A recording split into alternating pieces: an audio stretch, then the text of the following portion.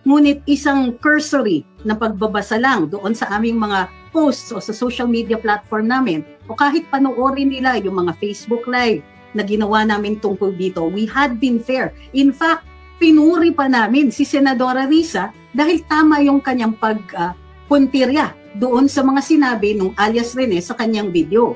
Maaari namin gawing available ito kay Senadora kung siya lang po ay nagtanong sa amin. Sana hindi ganito. Sana hindi siya nagko-conclude at naglabas na kaagad ng mga pangalan, hindi pa pala sila nakakabasa ng aming mga social media posts. Ano po ang nakikita ninyong implication sa mga vlogger tulad ninyo dahil dito sa legal action ng Senadora? Actually, ang nakikita namin dito ay may ilang mga government officials na nasasanay na gawin kaming whipping boy. Kami na lang parate, kami. Tignan ninyo, wala ngang nag-circulate, at least ako, and most of the people dun sa listahan niya, hindi ni-repost yung video na yun. Pero unang-una kaagad kami ang pinupuntirya dito.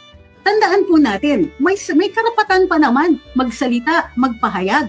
At kung tama naman ang sinasabi, ano ang ikinagalit ni Senadora Risa dito? Gayunpaman, karapatan niya na magpaimbestiga, karapatan niya mag-file ng kaso kung sa tingin niya agreed siya. Kung sa tingin niya siya po ay nasira o siya po ay naakusahan dito unfairly, wala kaming problema doon. Ang problema, yung kanyang paglalahad, pagsasabi na bahagi ng misinformation network o kaya nag-circulate ng mga video nitong taong ito, then konting checking naman sana. Sabi ni JP, grabe yung pag-file ni Senator Risa sa NBI, parang complete production from parking lot to hallway to office cover day. Nihintay ko na lang yung dance number sa dulo. Yung major production number, yung may nagtatumbling-tumbling pa. Here, Wilson is asking,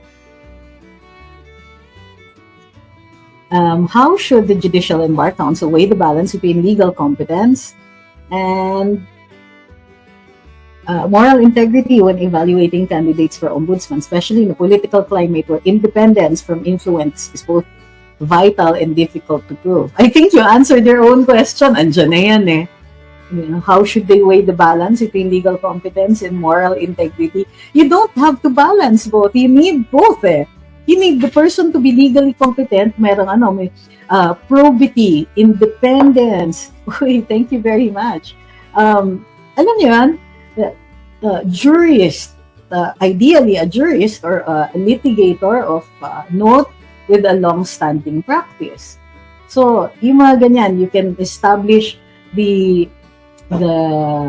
how do you call this? The legal competence for that. And then moral integrity, ako kasi I'm moral integrity.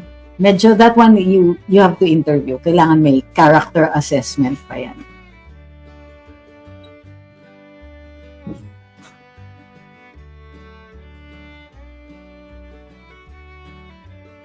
Sabi ni Jean, si Yusek Clear sinasabing fake news peddlers yung involved. Pwede bang kasuhan siya? Actually, yes. Because in the first place, even Senator Risa did not say fake news about us. What she said was that we circulated the video, which also is incorrect. So, ang layo naman dun sinasabi ni Attorney Claire. Now, I have been very circumspect and I have held back pagdating dito kay Yusek Claire. But when she says things like this, wala na tayong choice. Papatol na tayo. Kasi saan naman nanggaling yung fake news peddlers na yan? Ha? So, is she talking about Senator Risa or is she talking about yung sa Congress? And Congress is not a court. And even if it was, there was nothing there to establish anything of the sort. Parang she falls into the trap of thinking that an accusation is proof. Diba? That an accusation, if you're accused of something, automatically criminal ka na. And I think she's too smart to make that kind of mistake. So, sa madaling sabi, malis ito. A cursory reading of or kung sinundan niya yung congressional inquiry, kung tinignan niya kahit saglit lang yung news coverage ng kay Senadora Risa, walang fake news na pinag-uusapan dyan. So, kumbaga, and because she represents some of the highest leadership in the country na identifiable na kaming mga vloggers as officially an oppressed class.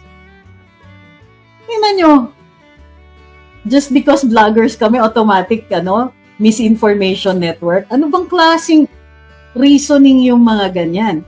But then, we have to think, did they make a mistake or this is deliberate on their part? So, lumalala ang problema. Now, ang daming nagsasabi, didemanda nyo ba? Ika-counter-demanda nyo ba? Unang-una, ako personally, kung may gagawin ako na action, hindi ko i-broadcast.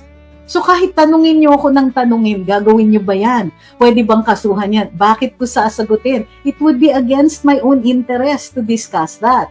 So that's why I don't really like discussing anything that involves us yung personal na ganon. Except for when we narrate our personal experiences. Pero pag tinanong nyo kami na magka-counter ba kayo, anong sasabihin ninyo? I hope you understand na hindi namin pwede i-broadcast yan.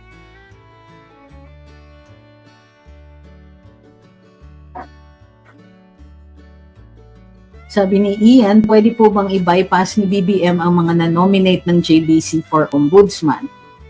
No. Ito yung proseso, di ba? The JBC will evaluate, then they'll come up with a short list of about 6 names, and then mamimili from that ang presidente. Hi, Miss Lynn. You're welcome. Thank you kay Sir Paul, Ma'am Nerissa, Uncle Levi. Tsaka kay Sir Paul ulit. Sino yung nagpadala ng mga... Ayun. Kay Wins Marasigan, thank you very, very much. Wow. Sabi ni Cesar, mas type daw niya yung hindi virtual yung background. Okay, thank you. Noted. Ma'am Maria is asking kung nag-apply daw si ES Bersamin. Sabi niya, I have a feeling he will be moved applied for OMB kasi baka daw ma-move na lang siya, distraction ng Bishop Paul. Pwede, anything is possible. Pero para sa akin, it would mas may qualification si ES Bersamin. Hindi ko pa rin pagkakatiwalaan kasi very political ang kanilang mga decisions. Unlike noon with PRD, ayan, narinig niyo yung kwento ni Ombudsman Sam. Nung nilagay siya as ombudsman, minsan daw di siya kinausap ni PRD. Ay merong mga nakasuhan ng mga tao niya, hindi niya nilakad. He let the ombudsman decide and be independent.